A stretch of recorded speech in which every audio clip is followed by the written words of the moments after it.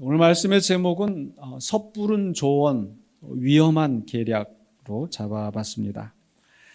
말씀 이제 사무엘서를 우리가 꾸준히 말씀을 살펴보고 있는데, 이제 앞에 이 배경이 되는 상황을 간략하게 말씀을 드리면, 이제 이 암논과 압살롬이 다윗의 아들들인데 이복 형제간이죠. 암논은 이제 장남, 압살롬은 이제 셋째 아들이 되겠는데, 그 암논이, 장남인 암논이 이 압살롬의 이제 친동생, 같은 이제 엄마에게서 난 이 동생 다말을 사랑하여서 욕망을 품고 겁탈을 하고, 그리고 겁탈한 다음에는 그냥 버렸습니다. 내쫓았습니다. 그리고 이 소식을 들은 압살롬이 앙심을 품고 2년 동안 벼르다가, 그리고 이 암논을 이제 죽였습니다. 그리고 도망갔죠. 그 결과로 이제 이스라엘은 다윗은 물론이고 온 나라, 온 신하들이 지금 이 왕자의 난을 보고 이제 슬픔과 혼란에 빠져 있게 되는데, 아마 그 중에서 가장 힘들고 고통스러운 사람이 아마 아버지인 다윗이 아닐까. 자기 아들들이 서로 겁탈하고 또 죽이고 싸우고 뭐 이런 모습을 보면서 그 아버지의 심정이 얼마나 괴로웠겠습니까? 또 더군다나 그것이 자기 자신의 죄로 말미암아서 일어난 일이라고 생각했었을 때 아마 더 괴로웠을 것 같습니다. 한 아들은 이미 죽고, 다른 아들은 그 죽인 아들은 도망간 상황에서 결국 이 다윗은 아들 둘을 잃은 셈이 되겠죠.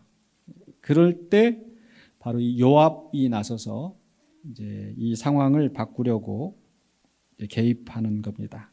다윗을 설득을 하는 거죠. 그 내용이 이제 14장 1절부터 오늘 봉독한 말씀 20절까지 진행되어지는데, 결국 이 요압이 나서서 이 도망간 압살롬을 데려오게 하려고 어떤 여인을, 두고아의 한 여인을 이제 가장을 하게 하고, 이제 그리고 다윗을 설득하게 하는 거죠.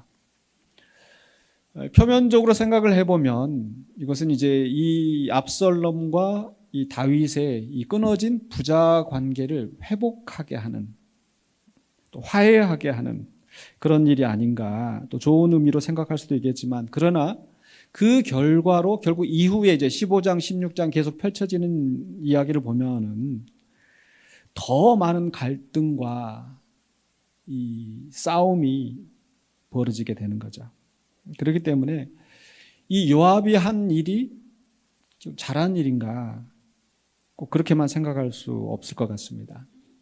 그래서 오늘 제목을 제가 이렇게 섣부른 조언이라고 잡았던 것은, 어쩌면은 이 요압이 섣부르게 잘못된 판단으로 이렇게 지금 이 두 사람을 이어주려고 해결을 제시한 것이 문제가 아닐까.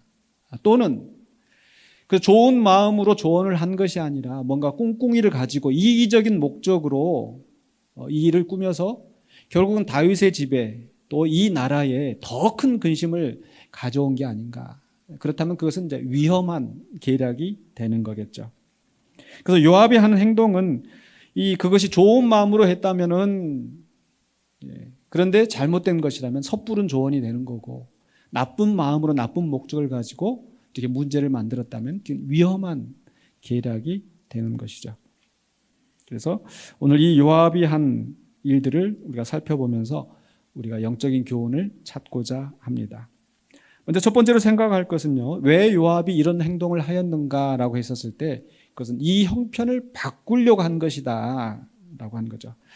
봉독한 말씀 19절 하반부 20절에서 왕의 종 요압이 내게 명령하였고, 지금 이 다윗을 설득한, 다윗의 마음을 바꾸게 한 이 여인이 하는 말입니다. 요압이 내게 명령하였습니다. 그가 이 모든 말을 왕의 여종의 입에 넣어주었사오니 이는 왕의 종 요압이 이 일의 형편을 바꾸려 하여 이렇게 함이니이다 라고 하죠. 이 일의 형편이란 게 어떤 거겠습니까? 뭐 암논은 이미 이제 큰아들은, 장남은 죽고 이 땅에 없으니까 되돌릴 수가 없지만, 그러나 도망간 압살롬은 돌아오게 할 수 있지 않을까. 지금 현재 압살롬은 이 형을 죽이고 그 외할아버지가 통치하는 구슬 땅으로 지금 이제 일종의 망명, 도망간 상태인 거죠. 그래서 부자 관계가 끊어져 있는 그런 상황인데 그때 이제 요압이 자기가 이 문제를 수습하겠노라고 이 형편을 바꾸겠나라고 지금 나선 거예요. 그런데 여기에서 이 요압의 행동에 대해서 요압이 한 일들에 대해서 생각해 볼 때 과연 요압이 상황을 제대로 파악하고 한 것인가, 요압이 실상을 제대로 알고 나서고 있는지 거기에 대해서 조금 의심이 됩니다. 14장 1절에 이렇게 시작하죠. 수리아의 아들 요압이 왕의 마음이 압살롬에게로 향하는 줄 알고, 그러니까 지금 요압이 다윗의 마음을 알고서 이렇게 나섰다라는 표현인 건데 다윗이 어떤 마음일까요? 압살롬으로 향한다. 그 자체로만 보면은 지금 이제 영어 성경도 보니까 long for라고 해서 이제 갈망하다. 이 아들이 지금 도망가서 사실 이제 3년이 지난 시점인데 그 아들을 이제 그리워하는 것으로 지금 이제 우리 한글 성경에는 번역이 되어 있습니다. 그런데 이 1절에 있는 말씀은 사실 그 바로 앞에 13장 마지막 절에 39절에 역시 똑같은 표현이 약간 번역은 다르게 되어 있지만 똑같은 표현이 나오는데 39절에 보시면 다윗 왕의 마음이 압살롬을 향하여 간절했다. 압살롬을 향하고 있다. 이렇게 표현되고 있습니다. 즉 다윗이 지금 압살롬을 그리워하고 있는 걸로 이 지금 요압이 판단을 하고 그렇게 행동을 한 게 아닌가 이렇게 생각할 수 있는데 이 간절히 향하다라는 게 어떤 의미인가? 여러분 그 성경에 보시면 이제 숫자 1이라고 쓰여져 있고 그 난회주라고 이제 밑에 보면은 다른 의미로 해석될 수 있는 거죠. 그 난회주에는 뭐라고 표현되어 있습니까? 다윗 왕이 압살롬에게 반로하기를 쉬니. 그러니까 단순히 야, 이 아들 정말 이제 보고 싶다, 그리워한다 이런 정도가 아니라 아직 그런 정도는 아니더라도 지금 그 이제 3년이 지나는 동안에 어느 정도 그 마음이 누그러진 상태라고 하는 거죠. 그러니까 이 표현 자체에도 다윗이 어떤 심정일까가 사실은 정확하지가 않은 겁니다. 또 설령 다윗이 압살롬을 그리워하고 있다 하더라도 지금 당장 압살롬을 데려오는 것이, 그래서 압살롬을 눈앞에 두고 보는 것이 다윗이 원하는 바일까? 그래서 지금 요압이 압살롬을 데려오려고 지금 일을 꾸미고 있는 것일까? 근데 다윗의 마음은 그렇지도 않은 것 같습니다. 왜냐하면 이 다음에 결국 이 다음 장면에서 보면은 이 압살롬을 데려왔는데 다윗이 뭐라고 얘기를 합니까? 24절에 보면은 왕이 이르되 그를 그의 집으로 물러가게 하여 내 얼굴을 볼 수 없게 하라 하며 압살롬이 자기 집으로 돌아가고 왕의 얼굴을 보지 못하니라. 기껏 데려왔는데 다윗이 내가 네 안 보겠다 이렇게 하는 거예요. 얼마 동안요? 2년 동안. 그러니까 사실 다윗이 지금 이 압살롬을 당장 눈앞에 데려오는 것이 다윗의 마음이 아닐 거라는 생각이 드는 거죠. 왜 그렇게 될 때는 이제 다윗의 마음이 여러 가지 복합적인 마음이 있었겠죠. 그냥 살인자인 이 아들을 그냥 용납할 수도 없고 어떻게 해야 되는가. 한편으로는 또 아들이기 때문에 또 어떻게 해야 될지 이렇게 지금 하고 있는 그런 상태인 거죠. 또 요압이 다윗의 마음이 그렇다 하더라도 또 그 당사자인 압살롬에 대해서는 얼마나 알고 있을까? 압살롬이 어떤 마음의 자세일지, 압살롬이 과연 돌아올 준비가 되어 있을지. 근데 그 뒷장면을 보면은 역시 압살롬도 준비가 되어 있지 않고 그런 상태에서 이제 어거지로 이제 일을 꾸며서 압살롬을 데려다 놓다 보니까, 그리고 이제 아버지는 안 본다고 하지. 그렇게 하니까 이 압살롬의 마음은 더욱더 상처가 되고 더욱 앙심을 품게 되고 그것 때문에 이제 아버지하고 더 틀어져서 반역을 하게 되는 거 아닙니까? 그러니까 한마디로 이야기하면 이 요압은 이 아버지인 다윗의 심정이나 또 아들인 압살롬의 심정에 대해서 제대로 알지 못하면서 자기가 알고 있는 것처럼 뭔가 일을 내가 이렇게 해야겠다고 지금 섣부르게 해결책을 제시하고 있는 거예요. 이게 굉장히 위험하다는 거죠. 그 오은영 박사 아마 들어보셨을 거예요. TV도 잘 나오고 해서 하는데 이 비디오 클립에 잠깐 나오는 걸 보는데 거기 이제 그 제목이 이렇게 섣부른 상담은 독이 된다. 뭐 이렇게 해서 상담할 때 지켜야 할 원칙이 뭐 3가지 하고 이렇게 나온 게 있어서 좀 관심이 가서 좀 이렇게 봤는데, 그중에 첫 번째가 이거였습니다. 잘 모르는 불특정한 사람이 연락을 올 때 함부로 상담하지 않는다. 그 뭐 TV에도 나오고 이렇게 하니까 이 사람 저 사람이 정말 그 절박한 심정으로 전화를 하든지 연락을 하든 어떤 모양으로든지 이렇게 어떻게 했으면 좋겠냐고 그러고 싶지 않겠어요? 또 아는 사람을 통해서 이렇게 또 이렇게 연락을 하고 취하고, 그런데 그럴 때 이 상담하는 사람이라면 함부로 해서는 안 된다는 거. 그 이유가 뭐냐면 바로 문제를 정확하게 파악하지 않은 상태에서 상담을 하면 위험하다라는 거예요. 그렇지 않겠습니까? 그냥 이야기 잠깐 들어보고 뭐 이럴 것이다라고 지레짐작하여서 섣부르게 나서는 것은 결코 바람직하지 않다라는 거죠. 근데 사실 이런 전문가들도 그러는데, 사실 선무당이 사람 잡는다고 전문가도 아니면서 우리가 쉽게 다른 사람에 대해서 이래라 저래라 이렇게 판단할 때가 많이 있는 것 같아요. 뭐 대표적인 말들이, 젊은 사람들이 그 싫어하는 말 있잖아요. 뭐죠? 라떼는 말이야 이렇게 하는 거. 라떼는 말이야 이렇게 했을 때 이 굉장히 듣기 싫다라는 거예요. 또 자녀들에게, 후배들에게 또 이런 비슷한 입장에 대해서, 또는 시어머니가 며느리에게, 아버지가 아들에게, 딸에게 뭐 이러쿵저러쿵 이렇게 얘기하는데 왜 그렇게 하겠어요? 나 때는 말이야 왜 그렇게 하겠어요? 내가 다 안다. 그런 생각으로 이렇게 쉽게 하지만은 그냥 그게 이 받아들이는 사람이 들을 수 없는 그런 경우가 많이 있다라는 거죠. 역시 유시민 씨가 나와가지고 한번 그런 얘기를 하는데, 이 5, 60대 지금 부모 세대가 굉장히 고약한 세대라고 이렇게 표현해요. 자기 자신도 이제 60대 아마 중반 이렇게 되는 걸 알고 있는데, 고약한 세대다. 왜 고약한 세대인가 하면, 이 부모 그 이상의 부모 세대, 지금 이제 70대, 80대 되신 분들은 사실 일제를 겪고 전쟁을 겪고 교육도 제대로 못 받고 어떻게든지 생존해야 되는 그런 상황 속에서 있다가 이제 자기 자녀들을 이제 교육시키고 집 팔고 논 팔고 다 해서 막 교육시키고 이렇게 해왔잖아요. 그러다가 어떤 문제 상황이 생겼을 때 이 부모 세대들이, 그 윗세대들이 하는 말은 뭐예요? 내가 뭘 알겠냐? 니들이 잘 알아서 해라. 이렇게 얘기를 한다는 거예요. 그런데 지금 이제 50대, 60대는 그 부모들의 그 헌신을 통해서 이제 교육을 받고 자수성가해서 뭔가를 이루어내고 이러다 보니까 굉장히 자기들이 이제 똑똑하다고 생각이 되는 거예요. 그래서 이제 20대, 30대를 놓고 뭐라고 얘기를 해요? 문제 상황이 생기면 니들이 뭘 알아? 이렇게 한다라는 거죠. 그래서 고약한 세대라고 이야기를 하는 겁니다. 근데 따지고 보면 사실 이제 옛날 세대 때는 뭔가 이렇게 교육이나 이런 게 전문화가 되지 않고 이랬었을 때는 사실 부모들이 하는 걸 보고, 앞선 세대들이 하는 걸 보고 뭐 농사도 그렇고 이렇게 하는 거다 저렇게 하는 거다 하면서 이렇게 따라갔었잖아요. 그런데 지금은 어떻습니까? 그 부모들이 줄 수 있는 것보다도 훨씬 더 많은 정보와 지식이 넘쳐나고 있는 거예요.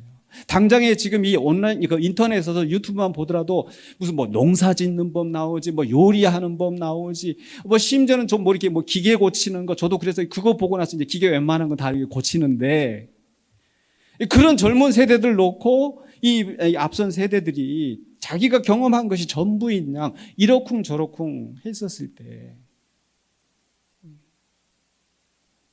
또 그 세대들은 또 다른 고민을 가지고 있는데 함부로 판단하고 정죄하고 조언을 하는 게 결코 바람직하지는 않을 수도 있다라는 겁니다. 또 이런 경우도 있습니다. 슬픈 당한 사람들에게, 어려운 일 당한 사람들에게 뭔가 아는 것처럼 그렇게 함부로 나서서 오히려 더 상처를 줄 수도 있다라는 거. 상투적인 위로로. 이런 경우가 있더라고요. 어떤 과부가 남편 죽고 이제 자녀들을 힘겹게 이렇게 키워가면서 있었는데, 그 어린 아들이 이 잔혹하게 살해당한 그런 비극을 겪었어요. 그래서 이 아들이 정말 이 과부의 희망이었었는데 죽고 나서.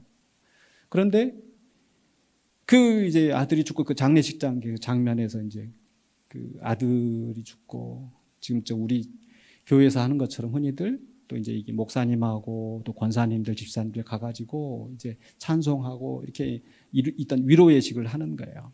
근데 이 과부는 완전히 정신이 나가 있는 이런 상태인 거예요.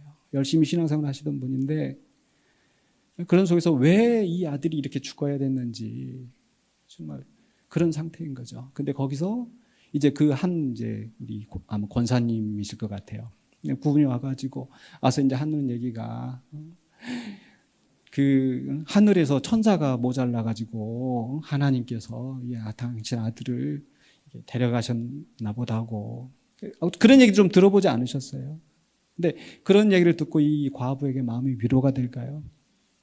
그 과부가 그 아줌마를 똑바로 쳐다보면서 그럼 권사님 하늘에 천사가 모자라서 그럼 권사님 아들 또 그 천사로 데려가라고 하나님한테 해라고 그렇게 하니까 무슨 얘기를 그렇게 하냐고 이제 이렇게 당황하는데 그 과부가 또 목사님한테 목사님 도대체 왜 하나님께서 내 아들을 데려가신 거예요? 왜 이런 일이 일어난 거? 목사님 뭐라고 하겠어요?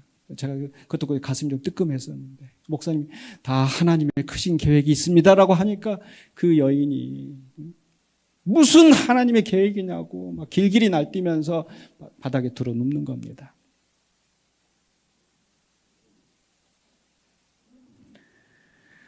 다른 사람이 슬픔을 당하고 다른 사람이 괴로울 때 다른 사람이 문제 상황이 있을 때 쉽게 아는 것처럼 그렇게 접근해서는 안 된다라는 거죠. 근데 요압은 바로 섣부른 판단으로 자기가 알고 있는 것처럼 자기가 문제 해결이 있는 것처럼 이렇게 지금 나서고 있다라는 거죠. 또 그 다음에 우리가 생각해야 할 것은 바로 지금 요압이 하고 있는 이 해결책 또 요압이 그 여인을 통해서 이 다윗에게 전하고 있는 이 조언이 과연 어디에서 나온 것인가. 다윗은 지금 두 아들을 잃은 것과 다름없는 이런 상황인 건데 이 여인이 상복을 하고 그런 슬퍼하고 있는 그 여인이 와가지고 하는 얘기가 아들이 둘이 있었는데 하나가 서로 싸우다가 형이 동생을 죽이고 있더니 그랬더니 이제 이 동네 사람들이 다 나서가지고 이런 나쁜 놈이 어디 있냐고 해서 이 형조차 이제 죽이려고 합니다. 이게 어떻게 할까요? 라고 지금 이 다윗에게 그 상황을 좀 객관적으로 보게 하는 거죠. 그래서 졸지에 지금 이 여인은 이 아들이 싸우면서 결국 한 아들이 죽었는데 다른 아들도 죽이겠다고 지금 사람들이 달려드니까 이 두 아들 다 잃게 됐겠다고 지금 다윗에게 와서 왕이 좀 재판을 해달라고 지금 하소연을 하고 있는 그 상황을 지금 꾸민 거예요.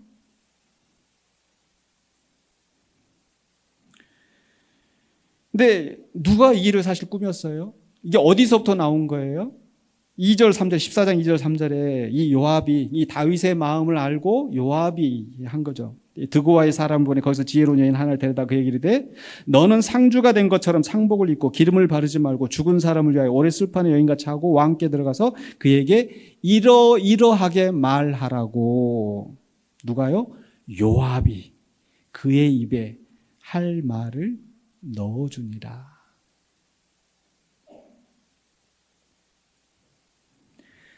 그래서 이제 12절부터 17절까지가 바로 이제 이 여인이 그대로 가서 이 다윗 앞에 가서 이제 그 상황을 얘기를 하는 거죠.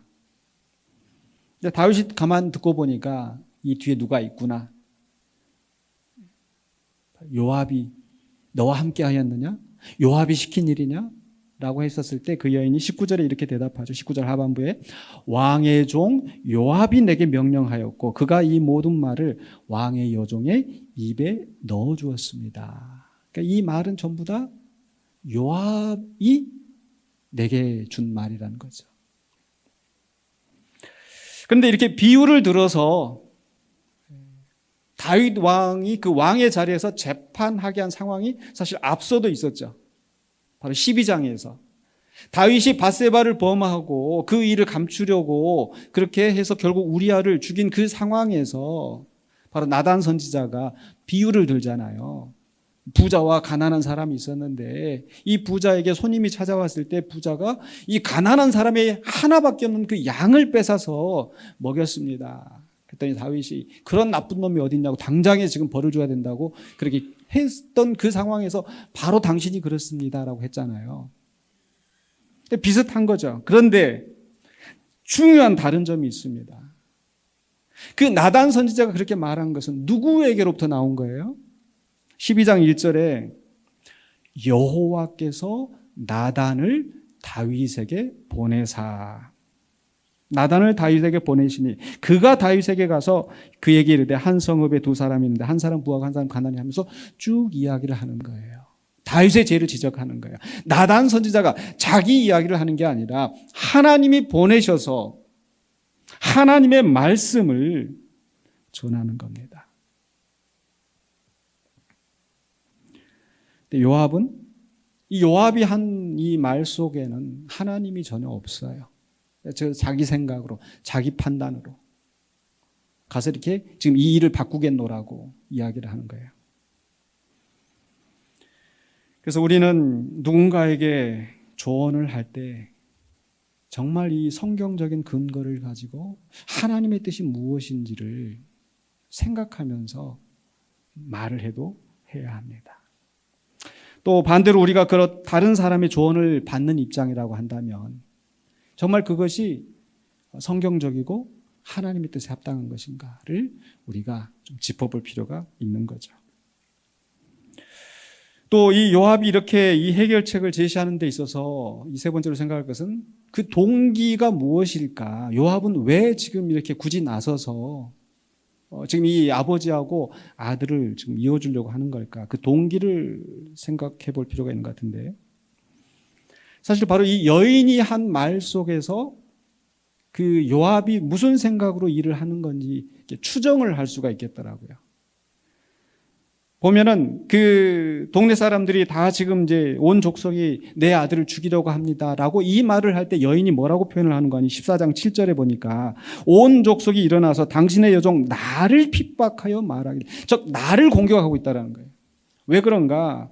그의 동생을 쳐 죽인 자를 내놓으라. 우리가 그의 동생 죽인 죄를 갚아 그를 죽여 상속자 될 것까지 끊겠노라 하오니. 결국은 이 남아있는 아들마저 죽으면은 결국 상속자가 끊어지는 건데, 그렇다면 결국 이 과부에게 고통이 돌아오는 거예요. 왜냐하면 그 당시에 이스라엘의 규범이 아들이 상속을 하고 만약에 그 아들이 없으면은 그것은 다시 그 이제 친족에게 돌아가기 때문에, 그래서 지금 그 아들을 죽인다고 하는 것이 결국은 나를 핍박하는 것이다. 그래서 14장 7절 하반부에 그러한즉 그들이 내게 남아있는 숯불을 꺼서, 그나마 아들 하나 남아있는 이 아들을 죽이는 것은 내게 남아있는 숯불을 꺼서 내 남편의 이름과 씨를 세상에 남겨두지 아니하겠나이다 라고 하는 거죠. 뭐 그럴 수 있잖아요. 충분히 이 여인의 상황은 지금 공감이 되는 거죠. 그래서 다윗이 그 얘기를 듣고 그런 일이 있으면 안 되지 하고 14장 8절에 보니까 네 집으로 가라. 내가 너를 위해서 명령을 내리겠다. 그 명령은 뭐겠어요? 그 남은 아들을 죽이지 말라는 거죠. 10절에 다시 한번 반복합니다. 왕이 이르되 누구든지 내게 말하는 자를 내게로 데려오라. 그가 다시는 너를 건드리지도 못하리라 하니라. 지금 그 아들을 죽이는 것은 결국은 그 과부에게 해를 끼치는 것이기 때문에 너를 핍박하거나 너를 건드리지 못하겠다라고 하는 거예요. 근데 그렇게 다윗이 이제 자기 입으로 이야기를 판결을 내렸을 때 그 여인이 이제 역으로 13절에 다윗에게 말하는 거죠. 그렇다면 어찌하여 왕께서는 하나님의 백성에게 대하여 이 같은 생각을 하셨나이까? 이 같은 생각이라고 하는 것은 지금 압살롬이 지금 들어오지 못하는, 도망가 있는 그런 상황인 거죠. 근데 결국 그것이 누구한테 해가 된다? 그리고 아들을 죽이는 것은 그 과부에게 해가 되는 것처럼 지금 압살롬이 들어오지 못하는 것은 하나님의 백성에게, 이스라엘에게 해가 되는 것인데 왜 왕은 그렇게 하십니까? 라고 하는 거예요. 무슨 얘기냐면 지금 이 요압의 머릿속에서는, 아니 요압뿐만 아니라 그 상황에서 지금 이제 장남이 죽고 나서 또 둘째 아들 길르압은 별로 이렇게 볼일 없어 역사에 나오지 않는다고 그랬죠. 그리고 나서 이제 셋째 아들이 압살롬인데 나중에 뒤에 가서도 보면은 압살롬이 굉장히 똑똑하고 인물도 좋고 그래서 모든 사람들이 아마 왕으로 추앙할 만한 다윗을 이룰 후계자로 생각하고 있었던 게 아닌가. 실제로 다윗의 후계자가 된 것은 솔로몬이지만 아직 이 솔로몬은 이 상황에서 아직 어린 나이이고 그렇다면 이제 다윗 왕에게 무슨 일이 생기면 바로 이 압살롬이 후계자가 돼야 되는데 지금 그 압살롬은 지금 도망가 있는 상태. 만약 그런 상태에서 갑자기 다윗이 죽고 나면 이 나라가 혼란에 빠지는 거예요. 그러니까 압살롬을 데리고 오지 않는 것은 결국 이 하나님의 백성에게 해를 입히는 것이다. 왕이 될 사람 아니냐 라고 나서는 거죠.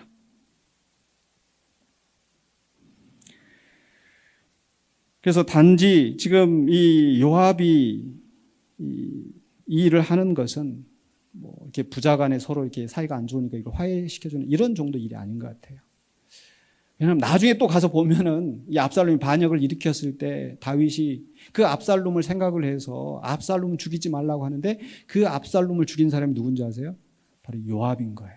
이 피도 눈물도 없는 그런 요압이기 때문에 단지 어떤 인간적인 마음으로 이 두 사람을 이어주려는 게 아니라 지금 나라를 생각한다고 일을 하게 하는 건 수도 있다는 거죠. 그런데 정말 나라를 생각하는 걸까? 그것도 의심이 들어요.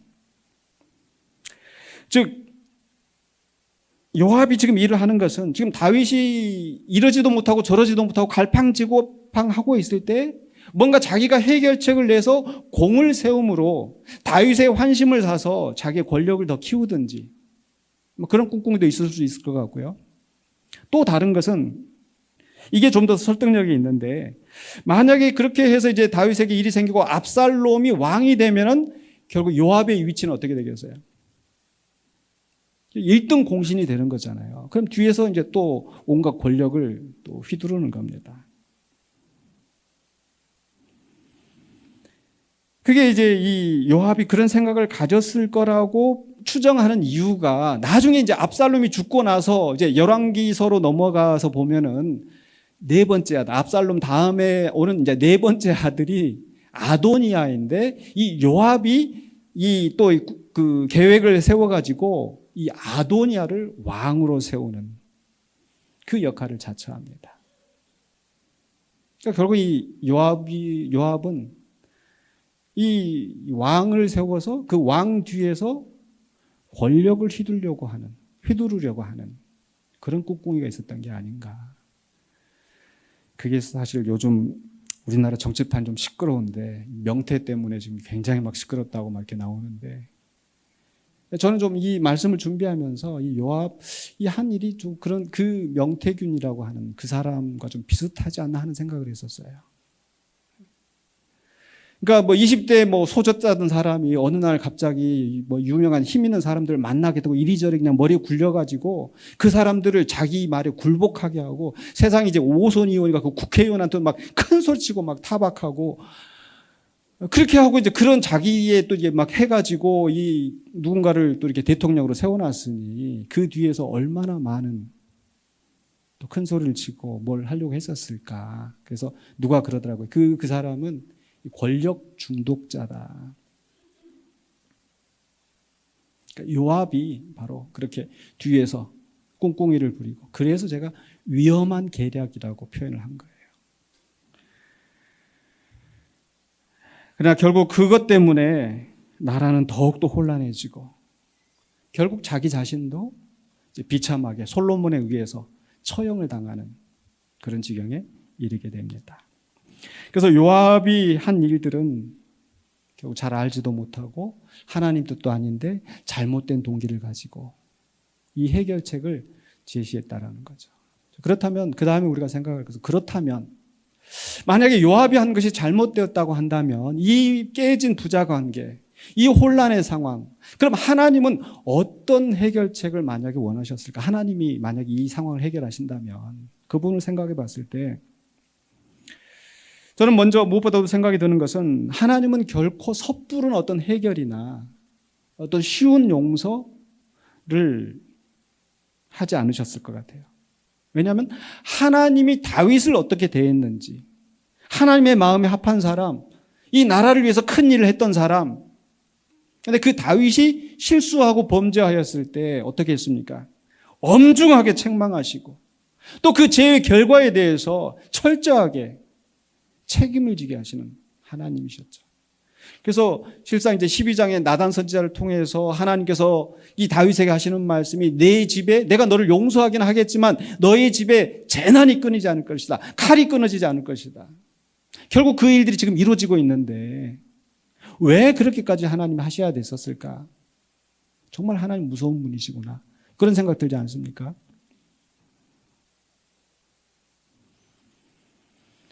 하나님은 쉽게 그냥 적당히 덮어서 문제를 해결하려고 하시는 그런 분이 아니시라는 거예요.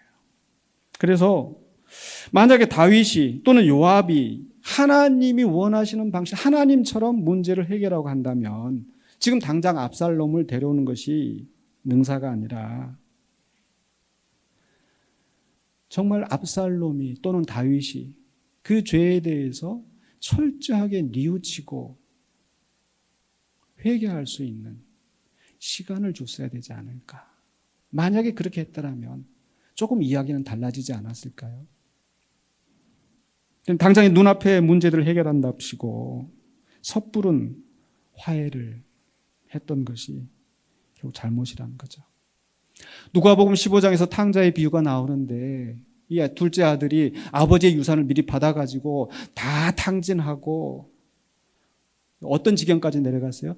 그 이스라엘 사람들이 부정하게 여기는 돼지 열매를 먹으면서 생존해야 되는 그 인생의 가장 밑바닥까지 내려갔을 때 그때 가서 내가 이제 아버지 집에 가야겠다. 근데 아들로서 가는 것이 아니라 내가 종으로라도 해서 아버지 집에서 빌어먹고 살아야 되겠다. 붙어먹고 살아야 되겠다라고 하면서 돌아오는 거예요.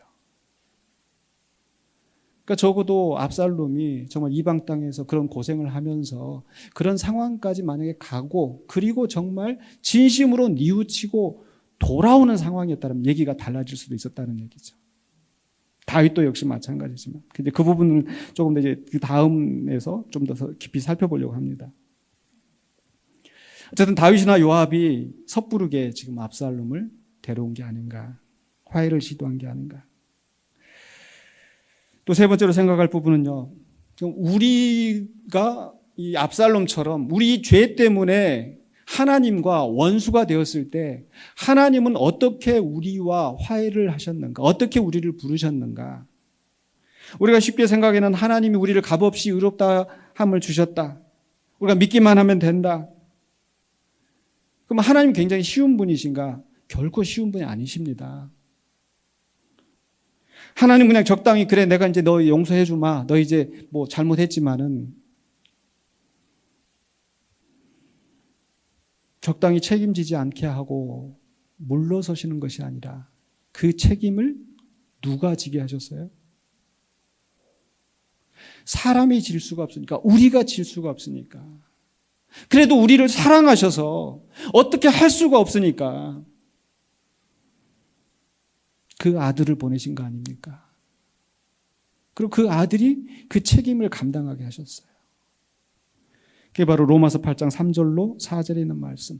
율법이 육신으로 말미암아 연약하여 할 수 없는 그것을 우리가 육신으로는, 우리 율법으로는 그것을 갚을 수가 없는데 하나님이 하시는데 어떻게 하세요? 곧 죄로 말미암아 자기 아들을 죄 있는 육신의 모양으로 보내어 육신의 죄를 정하사 육신을 따르지 않고 그 영을 따라 행하는 우리에게 율법의 요구가 이루어지게 하려 하십니다. 어떻게 해서든지 그 책임을 지게 하시는데 그것을 다만 우리가 지지 않고 그 아들을 죽게 하심으로, 그 처절한 고통을 감당하게 하심으로 우리를 용서하신 거예요. 그게 어떻게 쉬운 해결입니까? 가장 고통스러운 해결을 하나님은 우리를 사랑하셔서 하신 거죠. 그래서 요한일서 4장 10절에서도 사랑은 여기 있으니 우리가 하나님을 사랑한 것이 아니요 오직 하나님이 우리를 사랑하사 우리 죄를 위하여 화목제로 그 아들을 보내셨습니다. 그래서 하나님과 우리가 화해가 이루어지도록 그 아들을 보내시고 그 아들을 십자가의 죽음을 감당하게 하신 겁니다. 그래서 하나님은 우리가 죄인 되어서 하나님과 원수 되었을 때 우리를 버리지 아니하시고 여전히 우리를 사랑하시면서, 그렇다고 쉬운 해결, 값싼 은혜가 아니라 정말 가장 값비싼 희생을 치르신 겁니다. 그래서 마지막으로 이제 마무리하고자 하는데요. 그러면 우리는 어떻게 살 것인가? 먼저 우리는 바로 이 압살롬의 처지와 우리가 비슷하다는 걸 알고 그 사랑을 보내신 그 아버지의 이루시는 일, 그게 뭐예요? 바로 화목하게 하시는 그 일. 누구 안에서? 예수 그리스도 안에서 우리는 하나님과 화목되어야 합니다. 우리는 우리 죄 때문에 아버지 앞에 감히 나갈 수가 없는 우리들이었는데 바로 예수 그리스도가 그 죄값을 감당하심으로써 우리가 하나님 앞에 나아갈 수 있는 길이 열린 거예요. 그러니까 이제는 어떻게 해야 돼요? 바로 그 예수님을 믿고 하나님 앞에 나아가는, 하나님과 화목하는 자가 되어야 되겠죠. 여러분 하나님과 화목하셨습니까? 아멘이십니까? 바로 예수님을 믿고 우리가 하나님 앞에 나아가는 자가 된 줄로 믿습니다. 두 번째로는요. 그러나 그렇다고 해서 우리가 이제는 하나님과 화목되었기 때문에 우리가 어려움이 없는 게 아니죠. 여전히 우리는 또 죄를 짓기도 하고 또 내가 죄를 짓지 않아도 어떤 문제 상황이나 어려운 상황이 있을 수도 있는 거죠. 또는 누군가 다른 사람이 그런 어려운 상황에 있을 수도 있고 슬픔 가운데 있을 수도 있고 그럴 때 우리는 어떻게 해야 되겠어요? 요압이 했던 것처럼 어떤 이기적인 목적이나 계산이 아니라 바로 하나님의 나라를 위하여서 하나님의 영광을 위하여서 우리는 이 형편이 바꾸어 가도록 계획하고 실행해야 되겠죠. 또 목적뿐만 아니라 그 방법이나 과정에 있어서도 하나님의 뜻대로 이루어져야 될 줄로 믿습니다. 요압이 자기 생각, 자기 판단, 자기 지혜로 하면서 결국 일을 망쳤는데 우리는 내 생각, 내 지혜가 아니라 우리의 섣부른 지식이나 판단을 앞세울 것이 아니라 성령님의 인도하심을 따라 겸손하게 하나님께 묻고 그리고 하나님의 뜻과 또 그것이 적절한 때인지를 하나님의 시간을 물어서 우리가 누군가에게 조언하기도 하고 어떤 해결을 위해서 애쓰기도 하고 또 누군가 나에게 그런 조언을 할 때 그것을 분별하여서 우리가 어려움을 헤쳐나가는 우리가 되어야 될 줄 믿습니다. 그러할 때에 진정한 화해와 회복이 이루어지고 하나님께 영광 받으시게 될 줄로 믿습니다. 그 일을 위하여 애쓰시는 우리 모두가 되시기를 주의 이름으로 간절히 축원합니다. 기도하겠습니다. 거룩하신 아버지 하나님, 하나님과 원수되었던 우리들을 하나님이 그 크신 사랑으로 그 아들을 통하여서 하나님과 화목하게 하시고 우리를 불러주신 그 은혜를 생각합니다. 그 뜻을 따라서 우리가 하나님의 자녀가 되었사오매 우리가 이 삶 속에서 이제 부딪히는 여러 가지 문제들 속에서 우리가 하나님의 지혜를 구하고 하나님의 인도하심을 따라 또 주님 앞에 또 모든 문제들을 해결하며 나아가는 우리가 되게 하여 주시옵소서. 예수 그리스도 이름으로 기도하옵나이다. 아멘.